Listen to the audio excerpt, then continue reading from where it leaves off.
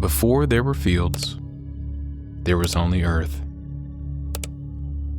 Before grain stood golden and tall, there was only hardness, unyielding, silent. And then one day, we dragged a stick across the dirt. Maybe it was curiosity. Maybe it was desperation. But that first line, that first groove in the soil, was the beginning of everything. Not just food, not just farming, but the ability to stay, to settle, to build a world where roots could grow, both in the ground and in us. This is the story of that line, of the tool that carved it, of the revolution that bloomed beneath our feet. This is the story of the plow.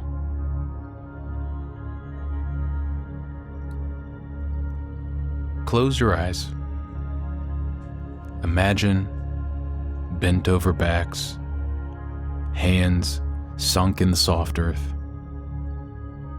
calloused fingers pressing into the soil. Before the plow, there was the hoe.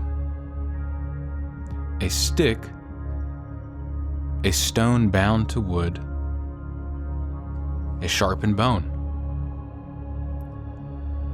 We coaxed the earth, one hole at a time. This was the birth of settlement. Small garden plots, rows of seed, hands teaching the soil a new pattern.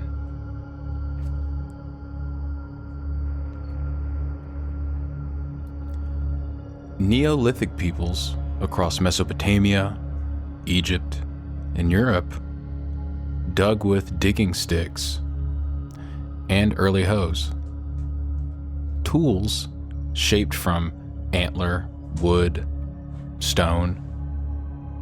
They scraped the ground, cleared the weeds, prepped seed furrows, and each motion a prayer for food, for survival, for more than hunger.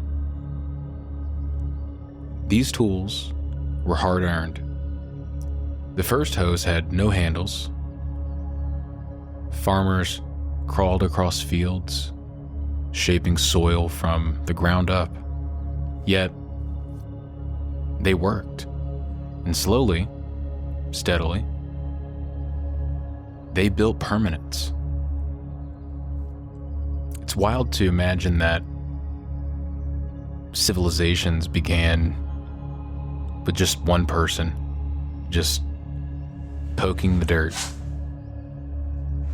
hoping that a seed would sprout, not knowing agriculture or anything regarding planting or farming or anything else for that matter. And as the need for efficiency grew, the hoes evolved. Handles lengthened, stone blades became polished with use, chipped, and resharpened until they gleamed. In the American Midwest, Mississippian cultures crafted oval, flare-bitted, and notched stone hoes. Some hafted to L-shaped wooden handles, each designed for digging, weeding, or preparing earth for maize. These simple machines were foundational. They marked the transition from nomad to farmer, from wandering to stretching roots, from survival to story. Because every hole you dug, was a question you asked the earth. Will you stay with me?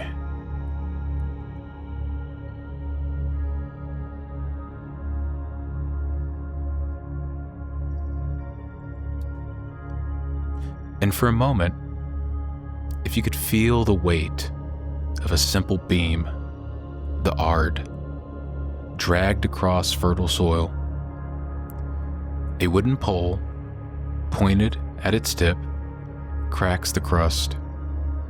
A shallow groove forms. A furrow appears. This wasn't a plow in our modern sense. It didn't invert the soil. It simply scratched a line, guiding seed and intention. This implement took root in the Fertile Crescent of southern Mesopotamia, right around 4,000 to 6,000 BCE, according to archaeological and textual evidence. At first, it was made entirely of wood, sometimes fitted with a chisel-like stone that slit into the earth. In early Sumerian fields, beam ards were guided by hand, then, later by oxen, cutting long, shallow trenches ideal for wheat or barley. And around 3000 BCE, innovations emerged. Wooden ards equipped with bronze blade shares, and even seed funnels. Primitive seed drills that dropped grain as the furrow formed.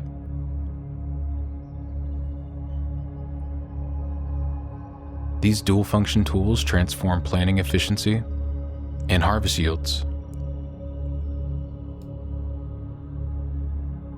Each furrow meant direction. Each row meant planning. Each linear cut meant claiming land. Farmers no longer waited on wild harvest. They planned yield. They expected return. They built cities. And when I picture someone guiding a beam through the dirt, I see the birth of intention. Not randomness, not survival, but design. These furrows scaled beyond fields. They fed cities, Uruk, Eridu, seeding bureaucracy, writing, and social complexity. It's no coincidence the plow and the pen sprouted together from the same furrowed land. And if you can close your eyes for a moment and imagine the day someone's hands slipped from the Ard's beams and reached for an animal, an ox, patient, steady, enduring. We weren't alone anymore. We carried force with us. And by around 4000 BCE, farmers in Mesopotamia and Egypt began harnessing oxen to pull the Ard, transforming hand-scratched furrows into deeper and more efficient trenches. These beasts, typically castrated male cattle, were chosen for their docile and unwavering strength. The key traits that eased thousands of years of labor. Can't imagine something that big if you've ever seen one. And I believe the particular ox that they're talking about is pretty dangerous. It could be water buffalo though, but similar for sure. Scary nonetheless. And they would generally do teams of 2 to 8 oxen and pulled wooden plows through the soft soils. and eventually dense terrains. In Northern Europe, before the Norman conquest of 1066, 8 ox teams were common for heavy clay soils. Oxen ruled where horses couldn't, affordable, resilient, and reliable. These animals were the engines of the Neolithic economy, and studies show ox-drawn plows catalyzed wealth inequality across Eurasia around 4000 BCE, acting like labor-saving robots of the ancient world. Plowing capacity became linked to land ownership. Those with oxen could feed more people and grow wealth. Across early civilizations, owning oxen symbolized stability and status. In the Hebrew Bible, Job laments the loss of his oxen, highlighting their central economic importance. These animals were capital, livestock, and labor combined. And if you could picture yourself walking behind a slow, patient ox, feeling the reins in your hand, feeling the earth yield, every furrow essentially a partnership. And this alliance with oxen extended far beyond plowing. They hauled harvests, turned millstones, pressed olives, and paved roads. Yet, at the plow, they were partners in one of history's greatest transformations: settlement, surplus, civilization. And bring into mind a wooden plow dragging through just really difficult soil. Each pass was resistance. Each groove demanded effort. Then came iron. Not just any iron, but sharpened, shaped, tempered. A bite carved deep. A cut became confident. Starting around 5th century BCE, in China and the ancient Near East, farmers began integrating iron chairs, cutting blades, into their wooden plows. These tips scrape the earth instead of just scratching it. By the 8th through 10th century CE, heavy wheeled plows with full iron moldboards emerged across Europe. These could invert soil, turning under weeds and debris, unlocking deeper cultivation across northerly, denser land. In 1720, the first iron-sheathed wooden moldboard was patented in England. By 1785, Scotland's James Small developed all cast iron plows, stronger and more uniformed. In 1797, Charles Newbold secured the first American cast iron plow patent, a one-piece cast design. Though visionary, farmers feared iron poisoned the soil. In between 1814 and 1819, Jethro Wood improved the game, creating the first American cast iron moldboard plow with replaceable parts, simplifying repair and adoption. Because if you think about it, I watched a video recently and someone said if you had a samurai sword that was 10 foot long and you were in a car and that car was going 50 miles an hour and the samurai blade was attached to the car. When the samurai blade is going 50 miles an hour, there's a tree coming up the same exact diameter as the blade. And when the blade hits it, the blade falls off. But, theoretically speaking, if the blade was fixed and there was no way for it to come off and it had met the tree, theoretically speaking, it would actually stop. And so a big issue with these iron plows was the tips would often break off if there was a big rock in the soil, and you're bound to come across one. And there was actually a lot of redesign on the plow where they implemented a spring, and if the plow had ever encountered a large rock, for example, it would actually retract backwards and then let the rock pass and move forwards. And so just the ingenuity on it was really interesting. And that's where the escalation begins. Same act, sharper edge. Iron meant durability. It meant deeper furrows. It meant farming lands once ignored, heavy clay, prairie grass, soils that resisted wood. And with metal came scale.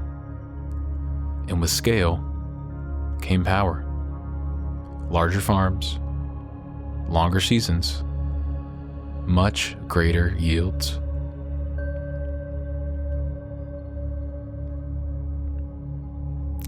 In ancient Mesopotamia, the plow wasn't just a farming tool. It shaped society.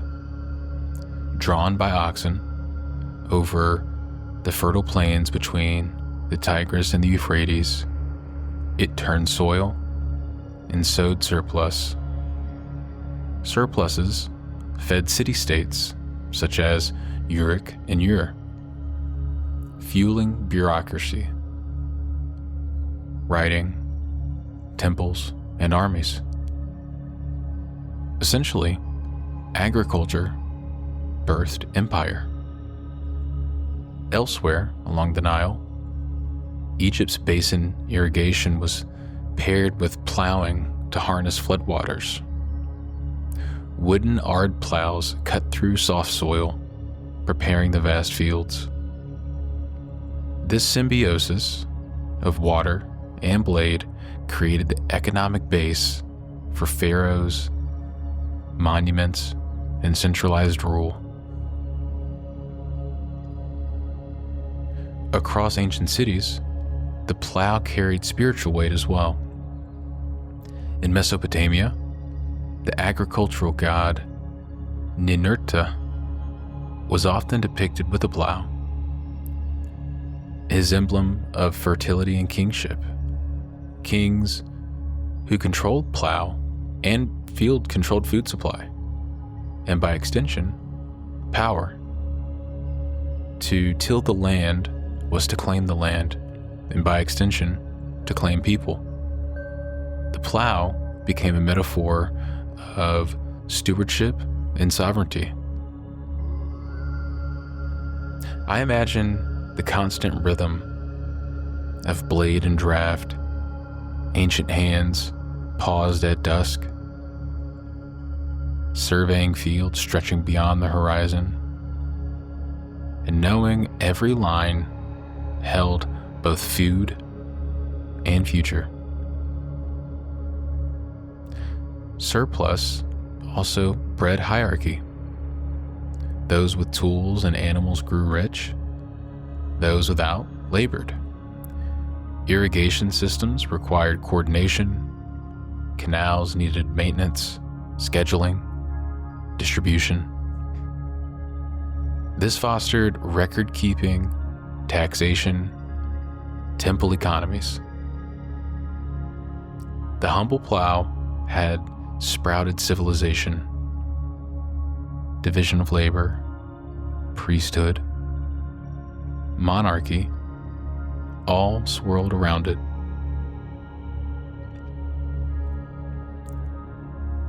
Imagine dense, wet clay, stubborn, unforgiving. Imagine struggling to carve it with wooden tools. Now imagine iron. In Northern Europe, around AD 568, the karuka, a heavy wheeled plow with an iron shear and moldboard, emerged among the Slavs. By 720, it had spread to Germany, reached Italy's Po Valley by 643, and entered the British Isles after Viking invasions in the late 9th century. This was not a small upgrade. The karuka could invert thick clay soils, leaving no need for back and forth cross-plowing.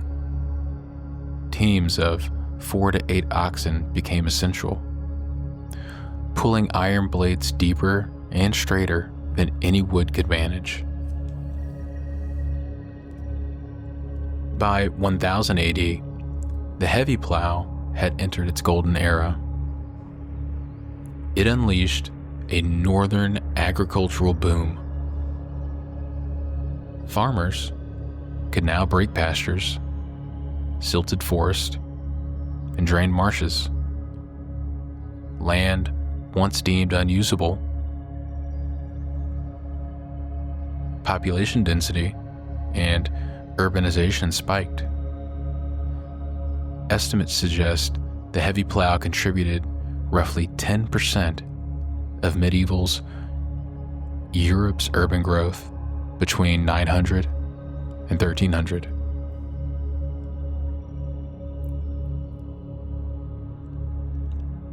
The karuka's weight and cost meant farms pooled resources, shared oxes, and plows became essential. This fostered cooperation and seeded feudal and communal land practices. Land was recognized into karukates. Probably butchered that, but that's the way it looks. Taxable plow land units pulled by 8 ox teams.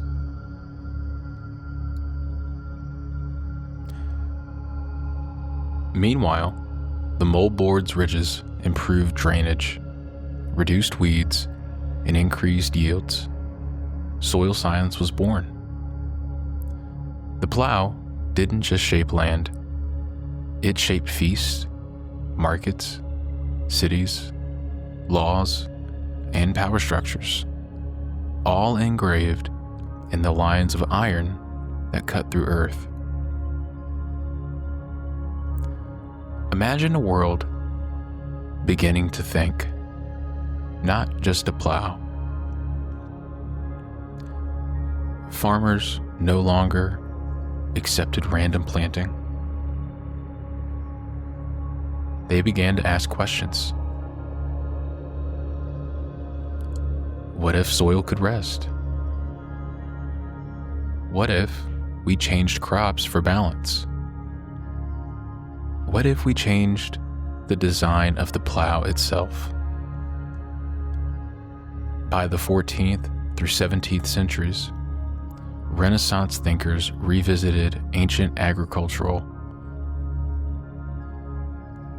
studying land with purpose. They observed tired fields, depleted nutrients, and fragile lives. In response, new systems emerged. For example, crop rotation.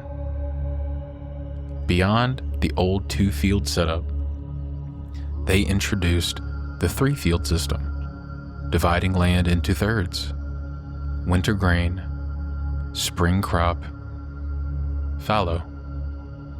It meant more yield and healthier soil. Later, the 4-course rotation included legumes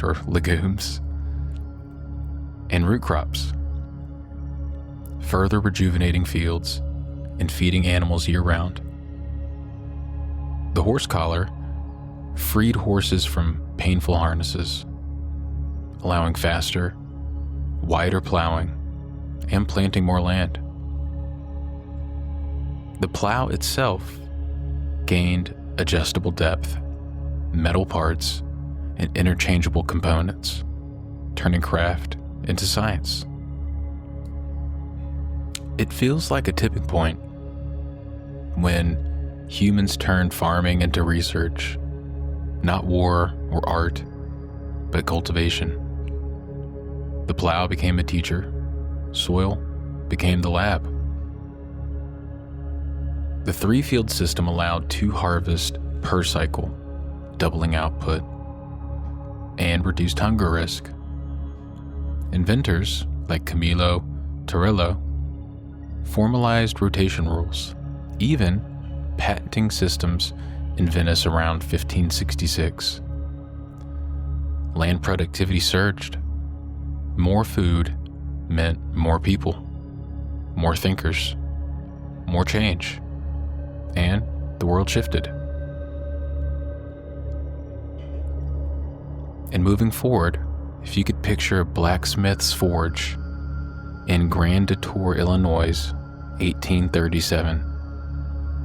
The air is warm, it's hot, metal glows, sparks drift upward. John Deere, skilled and curious, holds a broken saw blade, steeped in promise. He remembers polished needles gliding through leather. He wants that on the plow. He shapes the steel, polishes it smooth, attaches it to a wooden moldboard. He drags it across prairie dirt. Soil doesn't cling, it glides. The result? Faster, deeper, cleaner. A simple transformation. A steel blade instead of iron or wood. Imagine the first time you saw that saw blade cut through prairie earth. No clogging, no wasted energy, just motion. Almost feeling the relief in every scrape.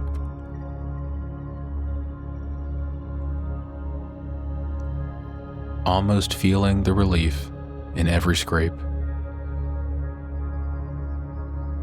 In the first year, Deere only sold a few plows. By the next, it was 10. By 1846, more than 1,000. 10 years on, over 13,000 plows moved westward, reshaping the American landscape. He relocated to Moline, supplied steel from Pittsburgh, honed every curve of that motherboard based on the farmer's feedback. It was more than plow making. It was design thinking, mass production, rural revolution. There came a time when the plow was more than a tool. It became a declaration. In the late 19th century, across the American West and Australian outback, settlers believed in a myth. Rain follows the plow. They told themselves that by turning the soil, they invited moisture, transforming desert into farmland. The slogan, "Godspeed the plow," hinted that human cultivation could alter the climate itself. Yet, this notion was a hopeful illusion. Temporary rainfall patterns caused by weather cycles, later proven not tied to any extensive farming. The myth carried weight, though. It fueled the Homestead Act and drove railroad expansion. Towns sprang up, fields were plowed. Even President Garfield entertained the idea in 1881 during conversations with climate promoters. But the boom was built on sand when the drought hit in the late 1800s, and again during the Dust Bowl in the 1930s. Devastation proved the failure of that belief. Imagine the hope in those fields, a promise of rain, a promise of home. Does the plow ever betray, or does it simply reflect our own longing?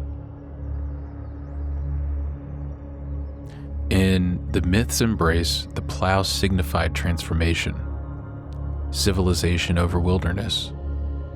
It became the symbol of manifest destiny, a creed that farming could rewrite nature's maps. Railroads, land speculators, politicians, all sold the dream.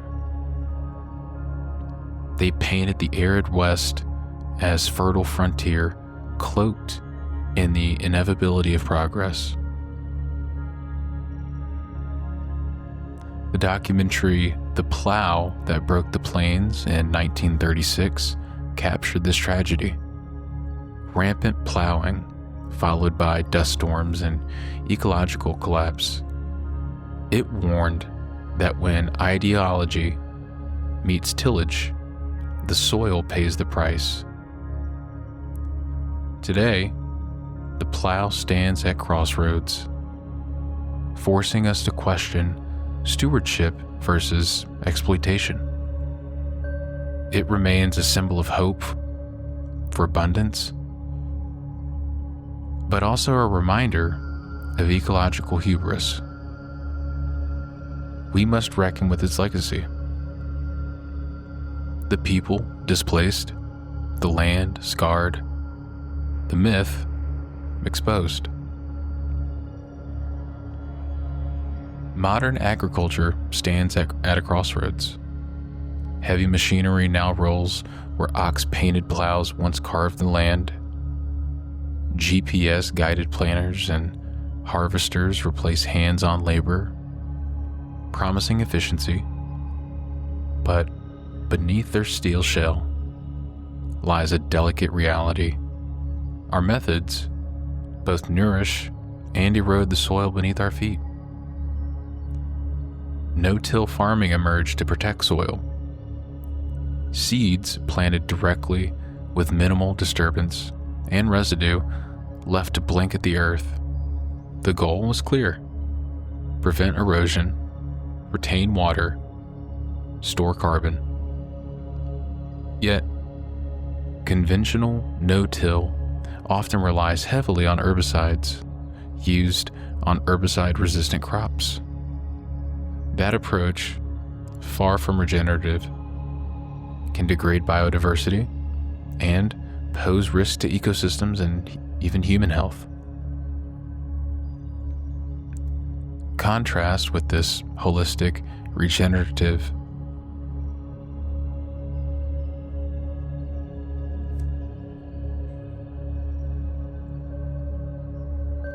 Contrast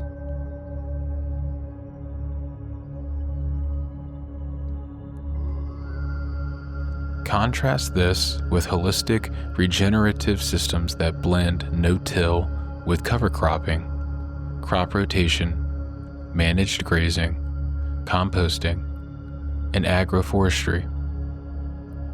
These farms restore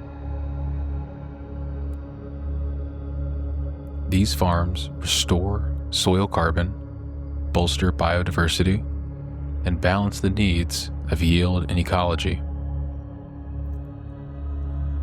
Over decades, diversified farms often surpass conventional systems in both ecological health and profitability. Farmers face a lot of challenges: equipment cost, lack of supporting policies, and uncertainty around rewards for stewardship. Measuring soil carbon accurately and creating economic incentives remain significant hurdles. And especially with a lot of the farm equipment, which I happen to stumble upon. For example, John Deere is very interesting in how they operate their machines, at least now. And even though John Deere is a great manufacturer, great machines,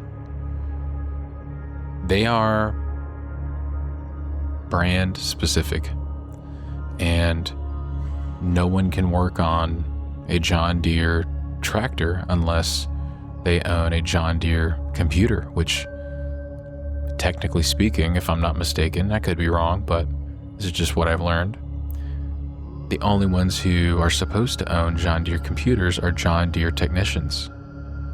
And so not only do you face equipment cost challenges, you also face the right to fix the equipment that you already purchased. And you can feel the split between progress and preservation. When you press your hands into garden earth, does it feel sacred? Can we redesign the plow in spirit, not just in steel? Look to Patrick Holden in Wales. His farm combines crop rotation, grazing, cover crops, compost, and biodiversity. Bees hum, soils deepen, and carbon is drawn back into the living ground.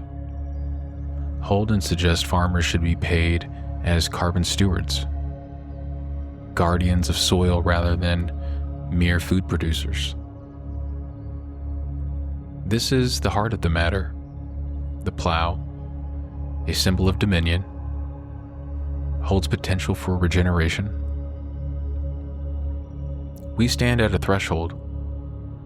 We can continue turning land into production lines, or we can nurture fields into living systems, recognizing soil as a partner, not a resource to exhaust. Our modern soil awaits our choice.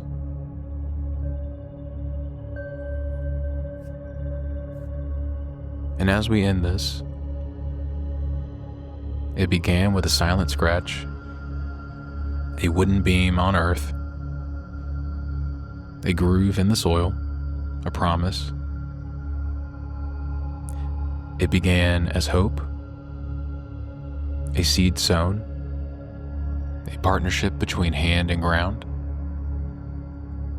It began with iron teeth, steel gliding through prairie clay, a revolution beneath our feet. Its transformation, its declaration, its reckoning.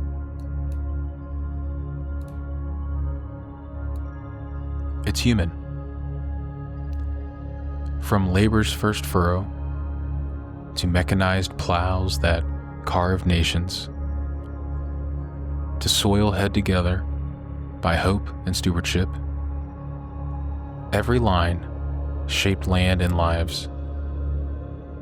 Every blade carried weight of ambition, of belonging, of belief. And then myth and madness crept in. Rain follows the plow, a hopeful lie that left dust in its wake. But still, the plow remained our symbol of transformation, perhaps sanctified. Like Blake's golden plow, a tool turned myth, rooted in divine aspiration, I wonder, what seeds of renewal can we sow today? Each plow held hands, free and enslaved, white, black, turning fields and history together. It cultivated abundance and inequality. It built civilization and displacement. It shaped progress and scars. But inside, every line lies choice. Will we carve consumption or conservation? domination or devotion, surface scratch or deep stewardship. We stand now at the plow's edge. Machine steel gleams around us, but the soil underfoot asks more. It asks for care, for restraint, for renewal. We can choose to draw lines that heal, to plant seeds that nourish, to honor the earth that holds us. Because it all began with a simple groove, a tool we made, a story we wrote in time. Tonight, ask yourself, what will you furrow hold?